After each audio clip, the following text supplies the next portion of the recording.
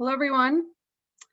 Thank you for joining us today for today's webinar from One Spatial, the yellow brick road of spatial data infrastructures, boundaries, roads, and address points, oh my.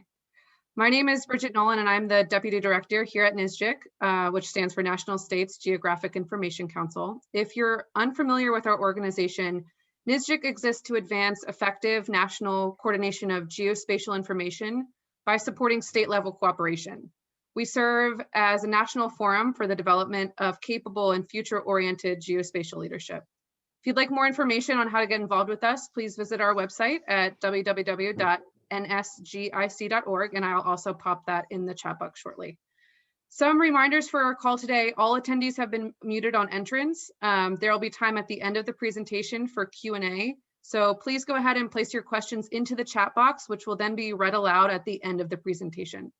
Additionally, our recorded version of this webinar will be available afterwards, and we will send that out to all registrants. And with that, I will turn it over to Sheila Stephenson, the CEO of One Spatial. Thank you for your time.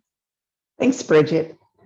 Yeah, so I am Sheila Stephenson, and I know many of you, and it's really nice to be here with you again today. And I'm also joined by Melissa Ubaldo, who is one of our premier solutions engineers, and she's going to be guiding the majority of this presentation today. But I'm looking at this title, I chose it because when I think about spatial data infrastructures, there's such a huge reward when you get to the end, but there's some scary things that can happen along the way.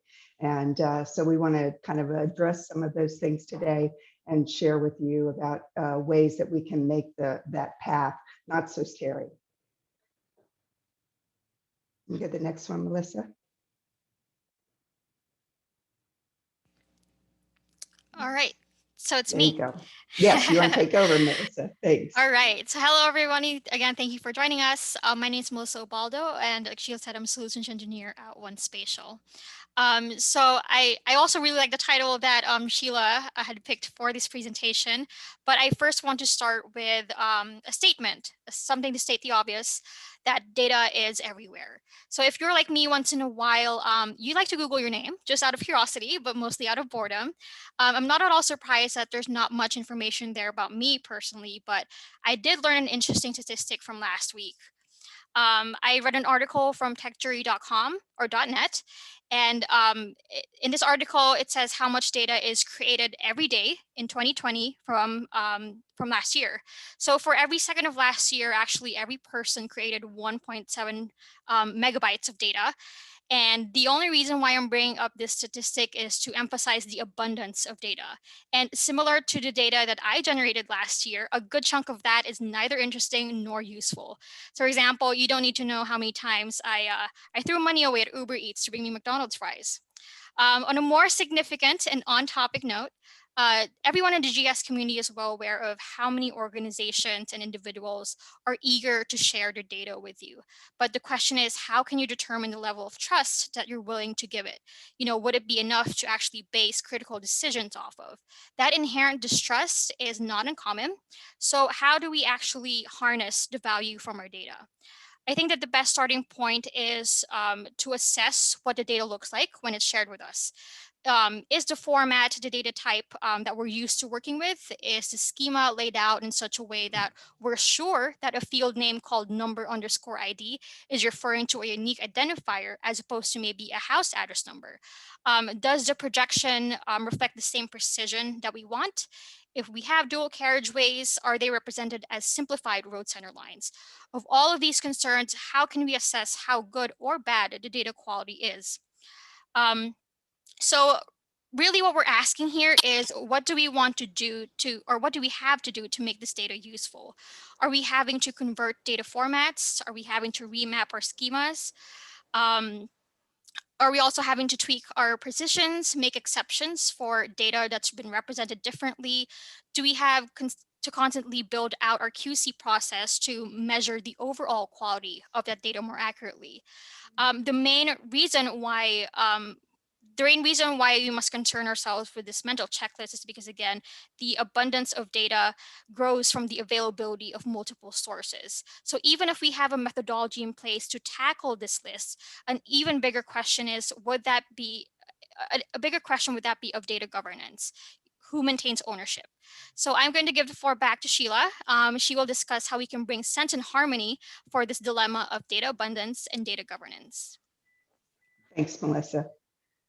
Yeah, so one of the key things, most of you, anybody who knows me knows I am very big on collaboration. And I think in spatial data infrastructures and establishing them, you absolutely must have collaboration, because there are so many factors that have to go into the collaboration aspect. And some of those are very people oriented, and some of them are well, I'd say actually all of them are people oriented, but some focus more on process and some focus more on the technical aspects. And usually it's the process ones that are a little trickier, but what you want to try to do is through this collaborative process, encourage so that you can get to some kind of a consensus on what this overarching spatial data infrastructure should look like. So things like, setting the groundwork, determining your approach, and are there policies in place that could affect the way you manage this or implement the spatial data infrastructure? And then it says, what's the data collection? But I would say, what are the types of data collections? Because there's lots of different data being gathered in all kinds of different ways out there. And then, and how should it be managed as it changes over time? And then also just really working with the subject matter experts for each one of those databases, because with the spatial data infrastructure, as you know, you're usually pulling data as in a supply chain from a lot of sources, and then to combine it into this single source of truth that can be utilized by all. And so the people who really know the data are the subject matter experts that are working with that data on a regular basis and are dependent upon it for the decision-making process.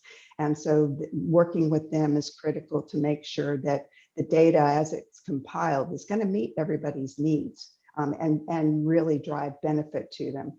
And then there's what I call the more people technical aspects of it, is how are we going to connect to those different data sources and pull them in? Do we need to transform the data because it's going to be in all sorts of different formats and schemas? And then also, can we provide some form of an interface to make this very easy for people to upload new information, new data sources, updates to data, as well as also to provide reports out to policymakers and decision makers, and to see how the data is doing over time, and also understand the value that is there in this amazing data asset. So obviously, number one, as I mentioned, collaboration is one of the utmost key requirements of spatial data infrastructures. And as I mentioned, also sometimes that can be the rockiest part to get over. But the other things that will combine together to make sure that this is a successful implementation is, one, you got to remember, spatial data infrastructures are become very large databases or data systems. And so automating as much of that as is possible is definitely recommended, because one, just trying to keep up with all the changes is hardly possible considering how alive data is. And then also, the more manual efforts that go into it, the more likely there's going to be some form of human error introduced into the data. And obviously, the data governance, the data validity is critical, because if you're serving data out and people making decisions on it, and then they find all of a sudden that the data is not reliable, you lose faith, and the spatial data infrastructure could really fail. And then there's just the things like thinking about data transformation, again, along the lines of different data formats. And again, validating the data, ensuring that, as it comes in, is it going to meet the business requirements as it exists there and integrates with other databases? So validating between those other databases to make sure they're in alignment. And then as changes come in, and then changes are ingested, and then again, validating to make sure that nothing has gone awry in any of those processes. And then finally, you obviously need to offer some form of a visualization to the data so that people can have access to it. The widest audience can make use of it. And that way you get your biggest return on investment out of the spatial data infrastructure. And now I'm going to pass it back to Melissa. Oh, no, one more, sorry. Yeah, and I think a good percentage of you know who we are, because I feel like we're part of the NISJIC family. I hope so anyway. We love NISJIC. But for those of you who may not be familiar with us, One Spatial Inc. is a US company, but we're a wholly owned subsidiary of One Spatial Group out of the UK. And I'd say even, you know, as many as 3 years back or 4 years back, I'd start these presentations and most definitely have to introduce who we are, because we just weren't as known over here. While we existed in the UK for over 50 years, we've only been over here in the US for roughly, I'd say 7 years.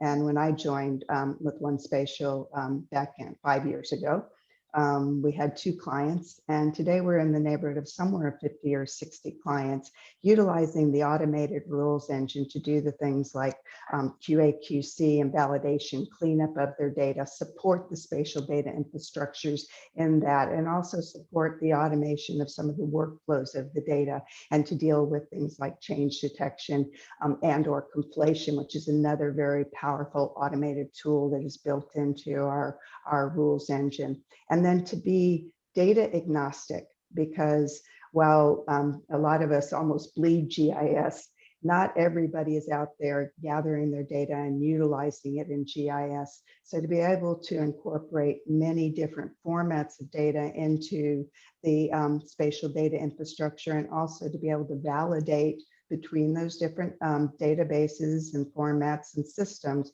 to make sure that this enterprise of spatial data infrastructure is all in alignment. And so the example there of working with Google, where we really don't work with any spatial data, we work with computer-aided drafting data as well as asset management system data, and helping them validate it and integrate those 2 different data sources. So now I will pass it back over to Melissa. All right. Thanks, Sheila. Okay, so across all our different customers, especially the ones that Sheila highlighted, you know, we definitely learned how critical spatial data infrastructure is for tackling data management. I have here a diagram of the workflow types that we typically involve in building out an SDI. And there are 5 main steps to create a loop between our data contributors and the main database repository. So we begin, oops. So we begin by running an initial data validation process on the data that we receive from contributors. When that data meets the passing quality threshold of our data validation, step 2 would be to deem that data worthy of being submitted. Step 3 will be to find the deltas between our current and previous submission, or a current submission versus the data that already exists in the main database. In step 4, we have those changes, change proposals results reviewed. And finally, when the changes are reviewed and integrated into the main database, at step 5, we close the automated data supply chain by validating the data once more. So now let's take a look at some actual applications of this data management portal. So like Sheila mentioned, about 5 years ago, right about the time she started, our first client was Census Bureau. So we implemented a road center line SDI for census, which we were able to eventually replicate with Arizona DOT. Specifically for census, though, I do want to kind of highlight that in this slide. They accept road data from 3,200 partners, state, local, and tribal partners. We run data validation on their partner roads, as well as their MAF Tiger roads, MAF as in master address file, Tiger as in the topologically integrated geographic encoding and referencing. So a process of change detection is used to identify the equivalency between them. And after a balance of automated and manual review of these change proposals, they are applied by level of severity and degree of confidence. So the implementation in particular has led to 90% automation of the data supply chain for census. So if we could do this for road center lines, then why don't tackle other layers as well? excuse me, at a statewide scale, we brought in the same SDI foundation for Michigan Geographic Framework, or MGF. We took the solution that we built for census and essentially enhanced it further by processing not just roads, but also address points, tax parcels, PSAP boundaries, culverts, watershed boundaries, just to name a few. There are 30 plus layers are currently being maintained through the same loop of data validation, submission, and change detection. Again, we realized how much of this is truly repeatable. So naturally, we began looking at surveying the needs of the Next Generation 911 initiative. So what I'd like to emphasize here when applied for an NG 911 is this SDI setup thrives on community collaboration. At any capacity, states, counties, cities, and jurisdictions can contribute, and be it from the tax assessor's office or the fire department, the effort to share data is encouraged here.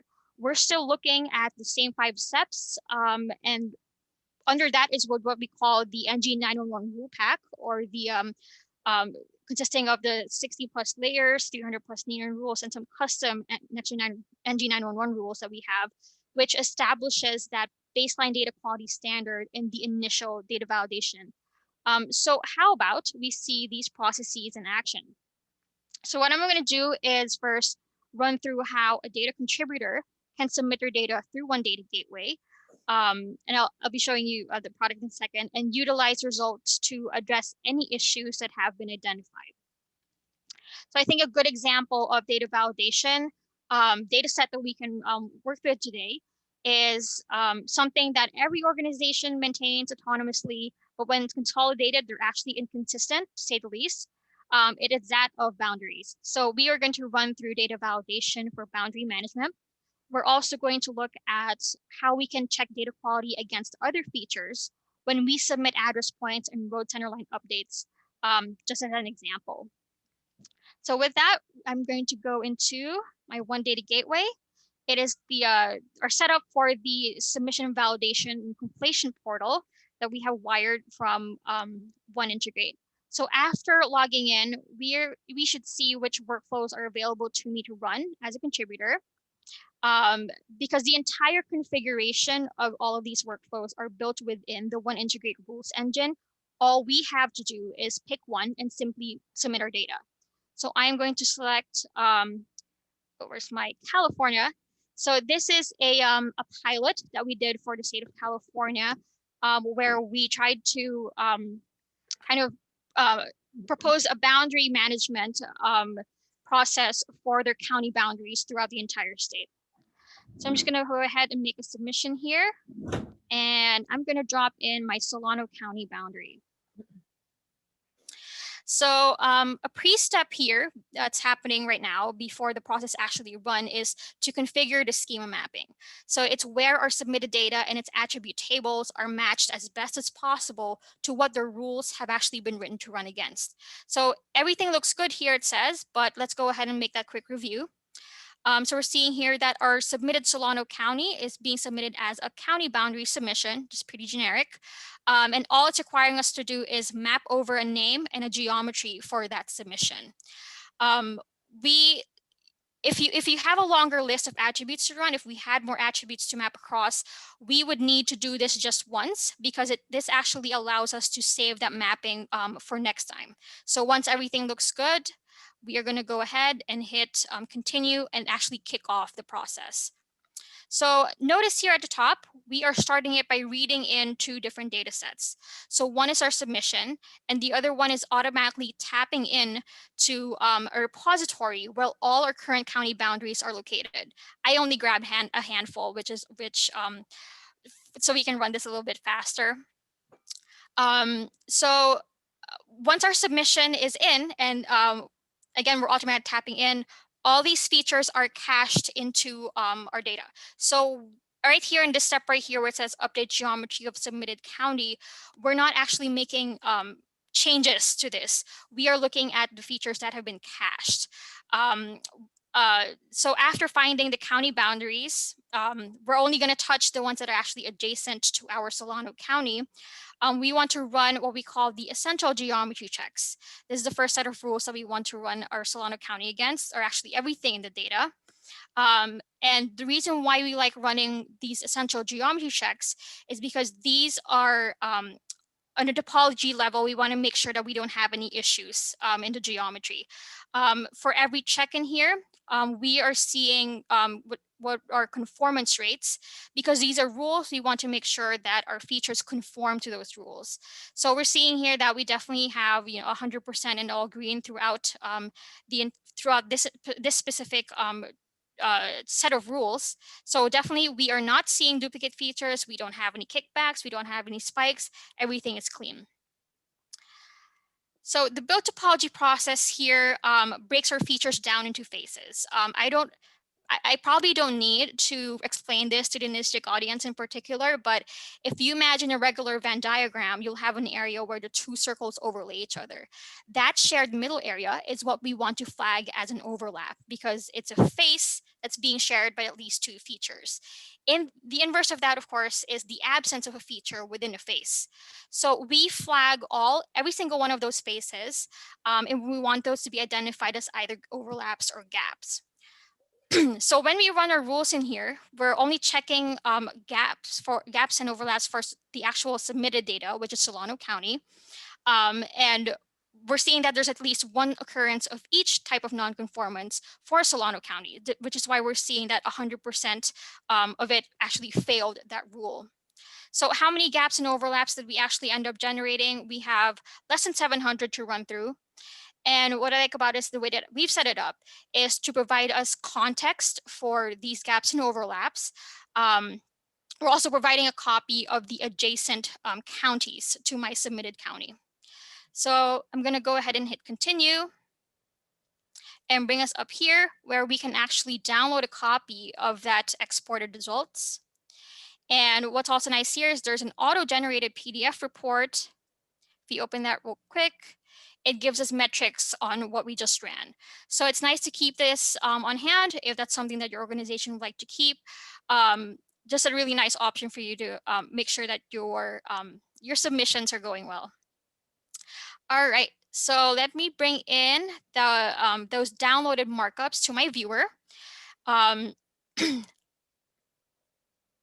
Yeah, okay, so let's have a look at some of these markups. I forgot what I was going to say, I'm sorry. So we're seeing obviously our overlaps and gap markups. They're all along the edges of these shared boundaries. Let's take a look at how these actually look like. These, I think, are what we're kind of more used to. We're seeing what are kind of like slivers. We're seeing how thin they are along the edges. These are pretty common, probably some processing error or something. But what we actually do want to address are things that look like this. So in here we actually have what I labeled it as a bubble, because definitely you have that huge chunk of overlap between Solano County and Contra Costa. We definitely need some type of intervention to determine where the shared edge should exist. I have another example here where they're very sharp edges, and we're seeing here that there's probably a creek right there. So one of the things that we also like to suggest is, maybe if you have alternative sources like your NHD lines, if you have any other county boundaries that you'd like to bring in, things that can help you determine how to consolidate these two together. All right, and so I think after that, once we actually let's say that we've addressed these alignment issues, we can resubmit, and hopefully, the performance of our data show that we're increasing in conformance. So what I want to show you actually here is a dashboard where we can see our top violated rules, our submissions by day, and a conformance over time. So if we have more than one contributors running the same workflow, and I'll just show you an example here, which is for LA. So we can see a little bit more variety. So in here, we're definitely seeing that within these specific 3 contributors in 3 different jurisdictions, we can actually use this information to spot trends between our contributors. So we're seeing what's the top violated rule. We're seeing that a lot of them are failing the address within correct parcel, meaning when we run a rule that checks their address points within the parcel, check that the address information they have actually also match up. So maybe we need some type of intervention to help people get their data to the standard and actually meet this rule, how many submissions are being done per jurisdiction per day, and conformance over time, if they're actually improving the more they submit or the more they come along the process. So, all right, another data validation. So let's make another submission, this time for address points. And this validation workflow in particular checks the address points that we submit against all the other layers in our repository. So of course, the reason why we want to run something like this is the last thing that we want to do is introduce a domino effect of issues in the main database. So why not go ahead and have these inner feature checks completed upfront as well upon submission. Let's go ahead and select this one, start a submission. Let me move to my validation, drag and drop my address point. So again, we're just going to watch it spin for a little bit as it's trying to configure the mapping between what I submitted for the address point class versus the schema that it's being accepted within the database. I'm just going to go ahead and continue. And one of the things, again, that we should probably be noticing here is we only submitted one, but we're definitely reading more than one. We are reading in our address submission here. And we're reading the rest of the classes that we have sitting in that repository. I only pulled in a sample so we can run this a little bit faster, but definitely we want to bring in our buildings, our county, if we have any of these emergency service boundaries, PSAPs, road center lines, and a state boundary as well. So we still have our essential geometry checks in here. Of course, we want to make sure that everything on topology level is nice and clean.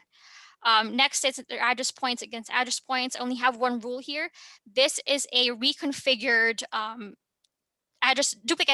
duplicate feature check, where we're saying that not only do our address points share the same location or the same geometry, make sure that our address information actually don't match up as well, which would be, obviously an actual duplicate. We also try to match the spatial relationships. So right now, I do have a rule here that says address points versus buildings. We're checking that all of our address points are actually within a building, and we're only expecting one address point per building. Another example, address points versus boundaries.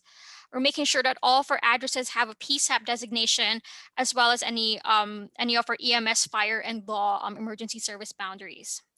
So again, we want to flag each and every single nonconformance here. We have this many markup points to navigate to. Hit continue. Download that output. I've already done that beforehand. So let's take a look at those results again in my viewer. All right. So let me bring up my markup points in here, and I separated them all by type of violation. So right off the bat, I already know why this is failing. I said earlier that for this specific cross-feature check, we're only expecting one-on-one relationship between an address point and the building, and definitely we're seeing here that there's more than one. These ones right here, I know they got flagged at least one time because they are definitely not inside a building. So let's take a look at this one right here. And the reason why this is failing is it says it doesn't have an EMS, fire, or law, which it looks like all of these might have also failed that. And it's because just this specific part of this data set just so happened to not have any information for these different boundaries. It does have one for PSAP, so it flagged it for fire, law, and EMS. Let's take a look at another one of my reviewed bookmarks here. So in here, this is definitely something that we want to fix. We're seeing that we have this PSAP on the left, PSAP on the right, and this is actually right in between there. So it looks like this is not from the, definitely not from the address point submission. This is something that needs to be addressed within the actual main database, but that should have been checked on beforehand. But we definitely want to make sure that instances like this and non-conformances like these are addressed, because we want to make sure that if someone from this address calls 911, somebody is actually able to find them and respond to them. All right, I think I have another example of data validation. Let's put them right here. One for road center lines. So let's go ahead and make that submission. We're not going to go ahead and just watch this again, but I just want to do a quick submission here real quick. And I can just hit continue so we can let that run. But why don't we just go ahead and take a look at my submission history to take a look at what actually goes on behind the road centerline validation workflow. Come back out. Hello? Oh. Okay, so we are again reading in two sets of data sets in here. We have the submitted road center line and everything else in our data repository. Of course, we want our essential geometry checks. The roads versus roads checks, these are meant to identify, how well connected is our road network. In particular, this is a pretty important one, making sure that none of our roads overshoot or undershoot each other at a certain distance. Next, we have roads versus boundaries, where we're saying a road should only belong to one PSAP boundary. It should only belong to one EMS, one fire, and one law. So we're making sure that if it's intersecting it, it's at least split between, between more than one. We also want to make sure that they're not actually, the roads that we're submitting don't end up undershooting any of the PSAPs. We don't want to lose that alignment. If it was snapped initially, we want to make sure that it's still snapped when we make the submission. So again, exporting results here. We have this many markups or reports, non-conformance reports to look through. So let's go ahead and take a look at our road center lines. And I marked them up right here. Let's bring these up. All right, so in here, we are seeing overlaps. Sometimes it happens from processing. I think what happened in here is these lines were actually merged at one point, but they forgot to maybe delete these other two where we have two segments making up the one. So that's definitely been flagged for non-conformance on the overlapping rule. So let's look at once against boundaries. We're seeing here that our PSAP boundary ends right there, or there's a shared edge right there. So we're flagging that by saying that this road should probably be split at this PSAP boundary. So what's nice about these markups is that now that you've actually located what makes the data invalid or what makes the data incorrect for your data, you can use these markups to then determine or maybe write a rule that would automatically fix your data by splitting these or maybe pushing it back, depending on a certain distance tolerance that you want to give it. Same for this one right here. If I zoom in, it's actually undershooting. If initially beforehand these were snapped, we definitely want to make sure that that's fixed. Let me zoom out here a little bit because we have another nonconformance to look at. In here, it's saying we need to be split between the three ESZ boundaries. So let me turn on my EMS, fire, and law. So it's interesting because in this data, we're seeing that this road right here is aligned mostly to the fire, EMS, and law boundaries, but this road right here is aligned more to the PSAP. So definitely it's something that we probably have to investigate and make sure that if these roads actually have the same name, we should probably even be merged between the two. So definitely something that needs to be, that we'd like to review. Just another type of nonconformance here, undershooting. And again, we're seeing where these actually are are undershooting each other between those two roads. Because we're saying that they're close enough to each other that they should probably be snapped to one another. All right, so let's say that our data is already clean. The next step now is to focus on how to manage data rollups. So what we're going to do is run a change detection process for our address points and review the types of changes that we're able to identify. And then after identifying, after accepting and rejecting those change proposals, we are going to push them through a conflation process of actually applying, integrating, and exporting the finished product. Before we make a submission for this one, I do want to take a look at the data first. And it will help us understand kind of why we build the process in a certain way. So in here, what I have in gray is what we're saying exists currently in the data set. So we're calling it the source address points. I'm bringing up the pink because this is the pink ones are the ones that we plan on submitting. So obviously what we're seeing here is they look offset. But what we actually want to do here is we don't want this positional accuracy or offset of a certain distance to be a deal breaker.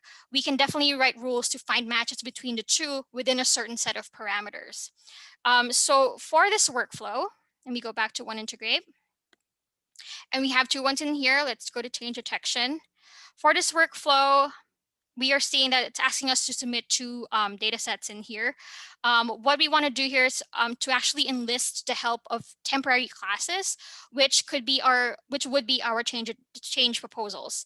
So if you'd like something similar for your organization, you can actually share files within One Data Gateway as well.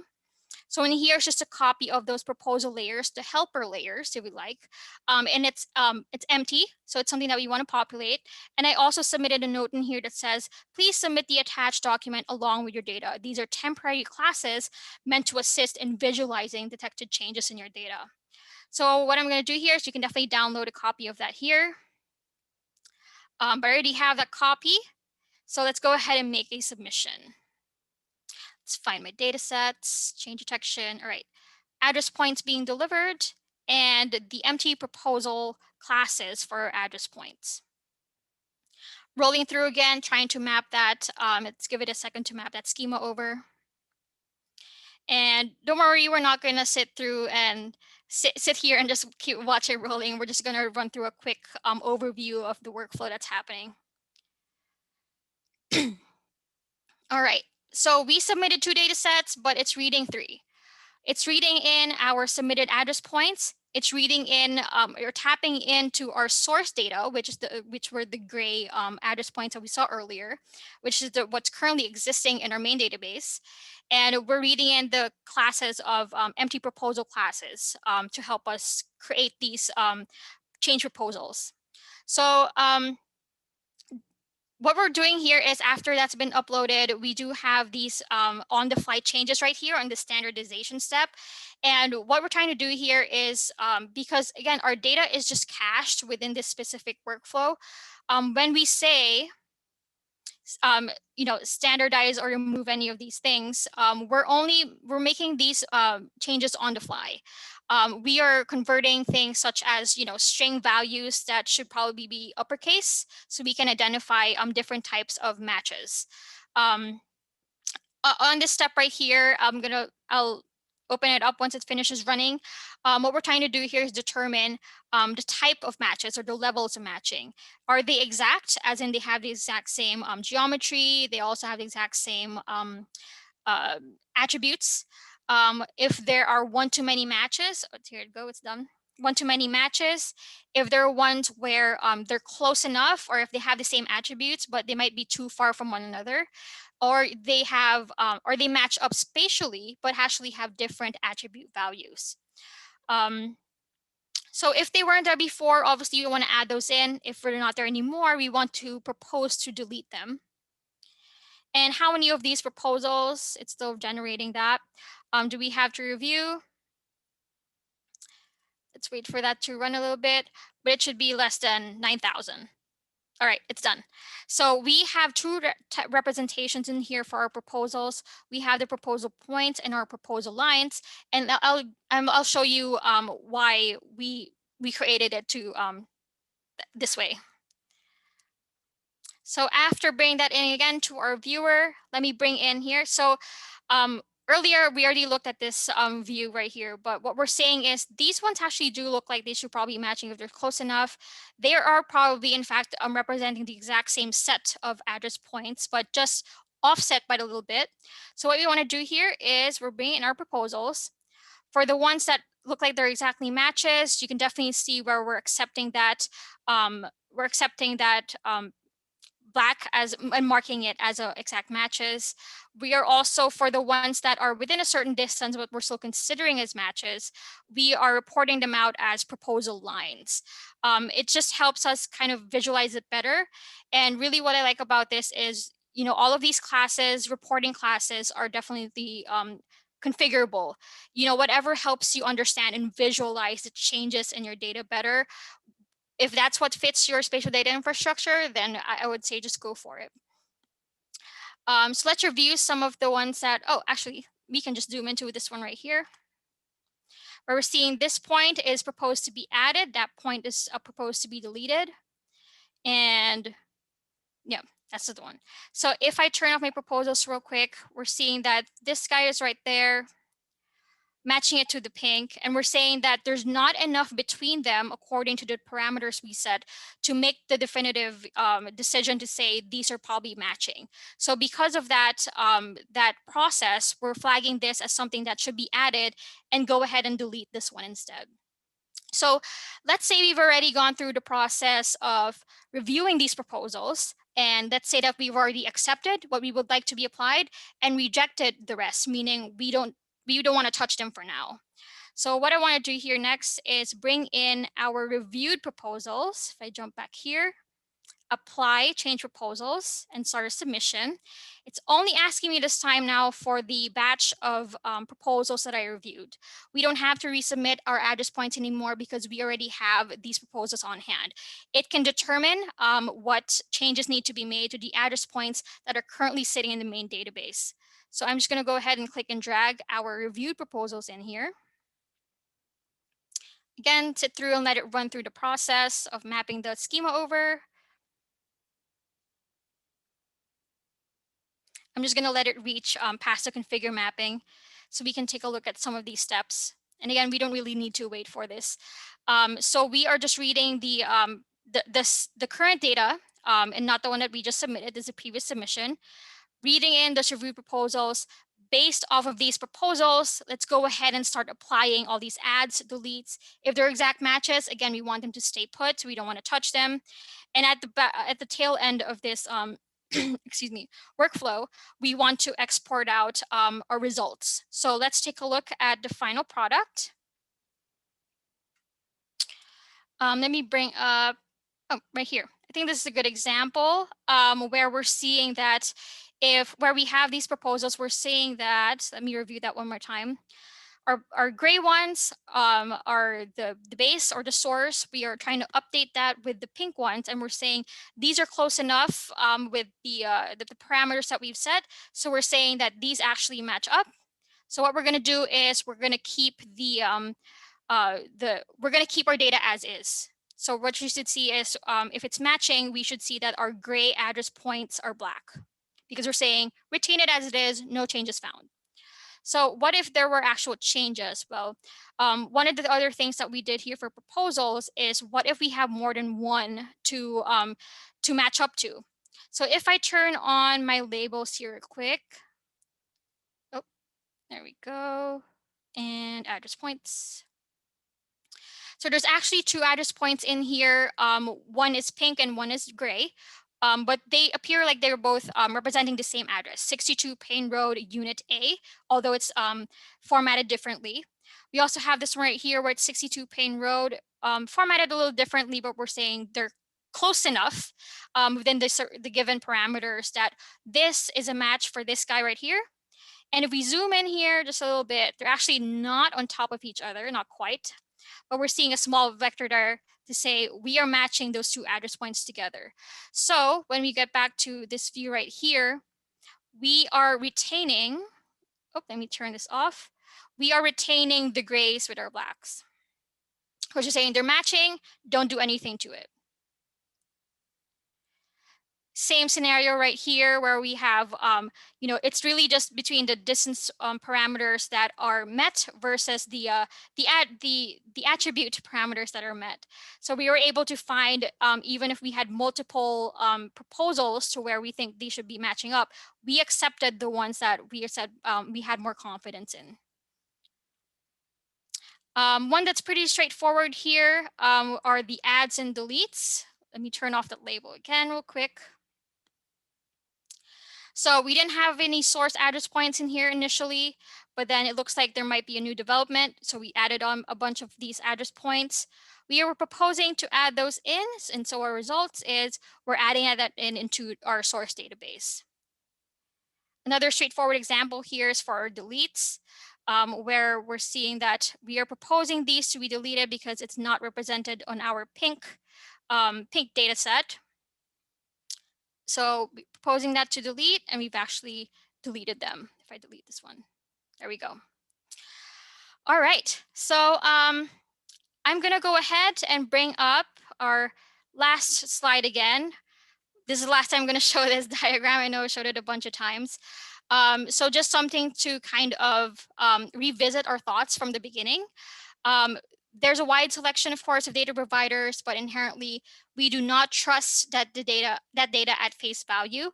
And while it might be effective to actually engineer processes that go over our checklist that we looked at in the beginning, before feeding that data into your repository, these processes can end up consuming too much time, duplicating efforts, and actually burning through resources. So we think that a more streamlined approach here would be to build one that encourages collaborative effort. What you want to do is facilitate a portal for your data providers with a purpose beyond making that data work for you. Why not just guide them along a yellow brick road that educates everyone as a community on maintaining consistent high data quality standards and best practices.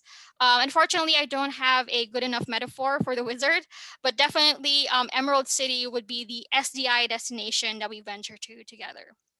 And with that, that's my last slide. Sheila, if you'd like to check that, if you have any questions on the chat window. Thank you for your attention, everybody. I haven't seen anything in chat yet, Melissa, but nice job, Melissa. And so if anybody has, I'm assuming, Bridget, they can unmute themselves. Is that right? They cannot, but I can see if I can change that setting. Or maybe raise your hand, I think. Wait a minute, here's the chat. Yeah. Oh, no, that's for me.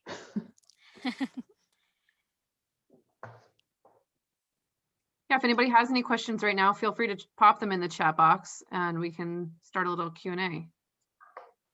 Give folks a second to gather some questions. Digest it. A lot of information thrown at them.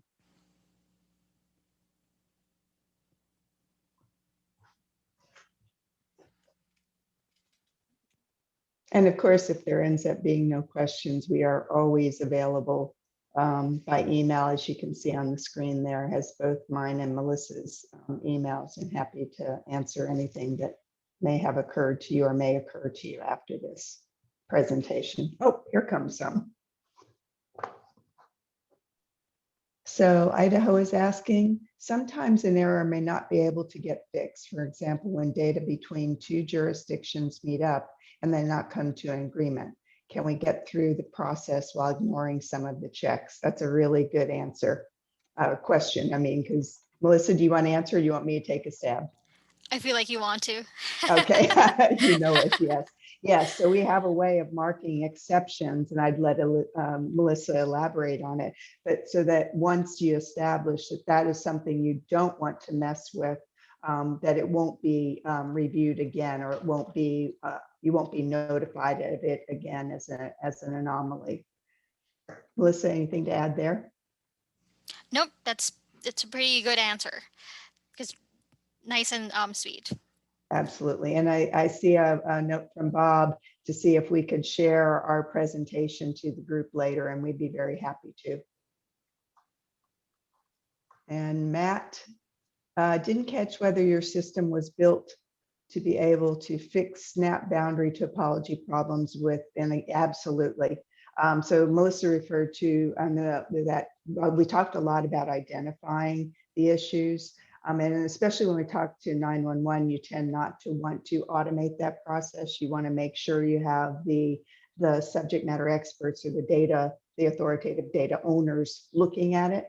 But oftentimes what we find is with sort of general data sets, we're able to work through tolerances where data can be automatically cleaned up, such as eliminating gaps or overlaps, connecting networks where they need to be connected. And again, it's all set based on the tolerance identified by the end user. And there's numerous other types of cleanup. We didn't really show things around. There's conflation, where we can do things like if you, we're doing some work as an example with USGS on the NHD, It's a pilot project where they have the updated LiDAR extracted streams, and we run through a series of processes to figure out, is this a new stream? Is it an existing stream that's just shifted its position as streams are alive? And then identifying the ones that are definitely new reaches and applying an identifier to them so that then they can know that, oh, that one needs a new reach code to be generated for it. So as an example, so there's a lot of things that can be done to fix the data or enhance the data as well. And let's see, did the address submission process perform on the fly schema formatting? You see that one? And what I'm going to take a guess at this one too, is you might not have remembered, but when we have the process running through the one data gateway, the system will look at the data of the schema, or the schema of the data that's being submitted versus the schema of the data that is being integrated to, and it will do its best to match those one-to-one. It identifies those which don't match, and and then you can adjust the matches yourself right there, and then save that schema mapping. And then what happens is that the next time they go to submit, that schema mapping will be reutilized, so you don't have to do it ever again. Right. Unless and you change I your don't think schema. I was right. Sorry, I stepped on you on No, there. go ahead. No. I don't think I actually, I honed into the two different types of schema mapping, because I did show that you can save it after a one-time kind of manually matching up. But there's two kinds of mapping that takes place there. One is a natural mapping and one is predefined.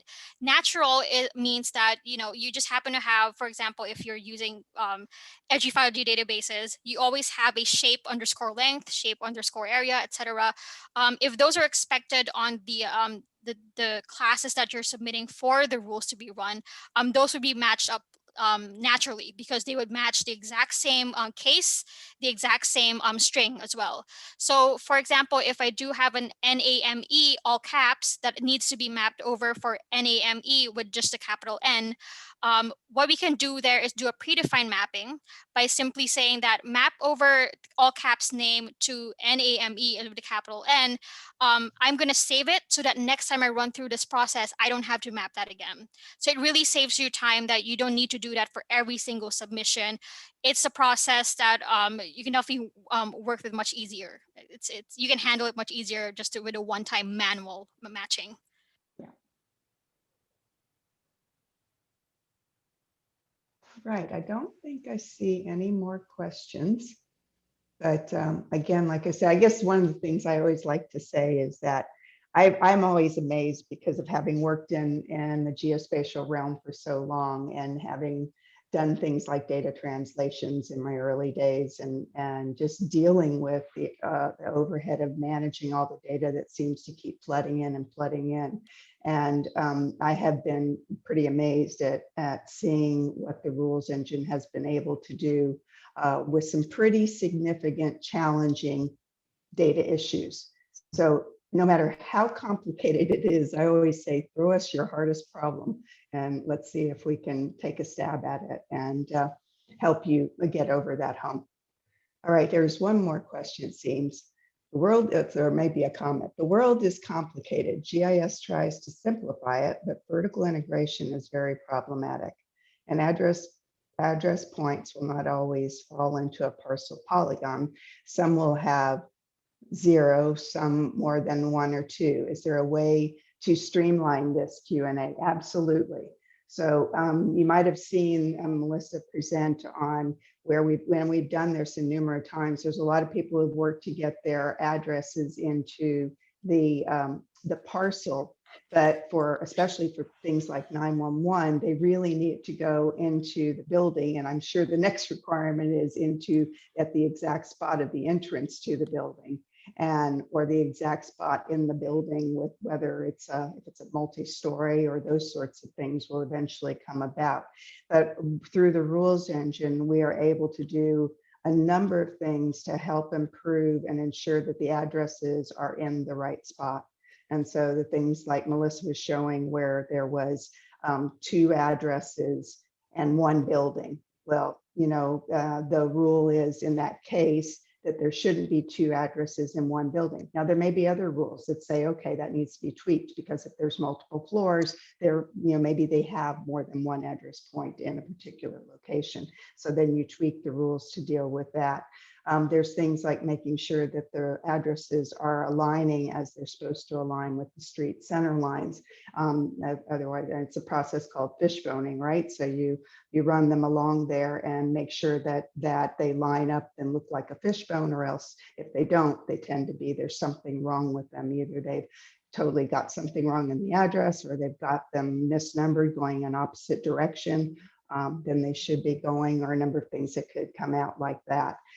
So yes, and the system has been utilized. That's part of the work we're doing with entities like LA County to utilize making sure that the address is correct with regard to its alignment to the road center lines, but then also looking at it and making sure it's that whatever address points are in the parcel match up to buildings located within the parcel. And there's things, I mean, obviously you can do a lot of things with proximity queries and those kind of things, but we go further than that and do a lot of maybe it's cross validation, like I said, with the address points in the road center line database, or maybe it's validation with the points and then the building footprints. So you're working across things to make sure, and then the system can auto-generate the movement of those addresses within tolerances. Hopefully that answers your question, Jim, and wasn't too long-winded. But I do want to mention though, Sheila, because you mentioned in the beginning of our presentation, this is why SMEs or subject matter experts are very important when we're trying to build our SDI, because we don't, some systems are built to handle stacked addresses, for example. Some are built to maintain certain addresses with a lot of them lumped within, the same parcel or with the same address point, and some of them are not. So this is kind of like why we encourage a collaborative team effort, because you know how your data is supposed to look like, you know how you guys maintain it. And if you want to maintain it that way, we can definitely write the rules to actually match up with your expectations with the exact same way that you want to keep your data as. And then there's, let's see, the CAD systems usually to work with street address segment. How do you get into that? So I'm assuming you're asking, how do we work with CAD data, and also how do we integrate CAD data with into the GIS? Do I understand that right? Or are you talking about CAD in the sense of computer-aided dispatch? Because unfortunately there are two CADs, CAD dispatch. Okay, yeah. So on the CAD system, actually, Melissa, do you want to tackle that one? I'm not as versed in that conversation. Sure. Well, I have very limited experience with the CAD system as well. But one of the things I do want to mention was we have tried in one of our projects to run a conflation between the two. And one of the biggest spatial representations that we saw there was that the pinch points, when you have multiple road center lines meeting at a certain point, sometimes they are represented as pinch points. Sometimes they are hashtags. So I think on the dispatch side, it's the pinch point one. So what we want to do is within One Integrate, actually write a rule that will say, what if I untie the twist tie that's holding that pinch together between multiple roads, and actually make that representation fit more of like a hashtag type of intersection. So now make the difference or process that change detection more kind of like on an even playing field, right? Because now you're looking at almost the exact same representation side by side. So yeah, I would say that we can definitely write rules that can make on-the-fly changes to the CAD to fit a more a representation that we're more used to seeing. And then again, run those same change detection rules without actually having to change your CAD to fit the spatial representation that you're trying to maintain. And further on to that question, Melissa, he added that they don't want GIS or location. They just want a lookup table for each street segment and a response zone. And so we can do validations also between those lookup tables and the street center lines to make sure that there is a one-to-one match and do the validation on the quality there. So, and Jim, if you want to contact us and we can dive into it deeper, because I know we have done quite a bit of work all around that, working with the MSAGs and the alleys. And so I think that there's a lot of things that we could maybe approach in trying to better understand what if we're not tackling your question exactly correctly.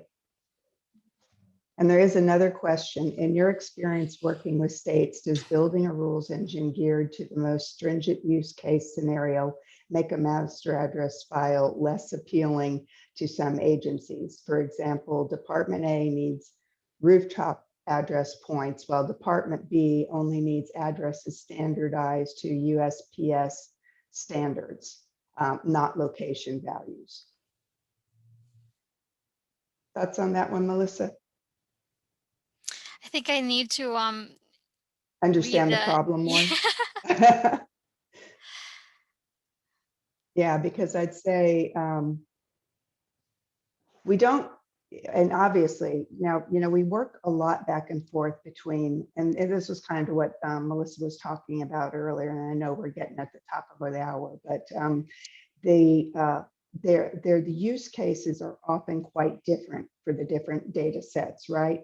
Lots of people need address points, and NG911 needs them for a very specific use case, and the other entities such as maybe Public Works or what have you need them for something else. And so we can work through to make sure that if, like in the case of that Melissa talked about the road center lines earlier, so it's usually between DOTs and next generation 911, where the DOTs need the pinch point representations, and the 911s need the pinch point, and the DOTs need the hashtag representations. So working to automate things on the fly to make sure that even though they may not be exactly alike in their representation, they actually do match up, will enable more successful change detection and not create false positives. So it's very similar things, I would say, in the addressing realm and other realms. So if you'd like to discuss any of these further, it would be helpful to be able to do a conversation to back and forth to make sure we're fully understanding your requirements. Right. But good questions, everybody. And Bridget, it looks like our time is up. It is. Thank you all so much for joining us, and thank you so much for this wonderful presentation. We really appreciate everyone joining us. Thank you. Appreciate everybody joining. Yeah, Thanks. we'll get this recording out to y'all shortly, and we'll all see you on the next webinar. Thank you all so much. Perfect.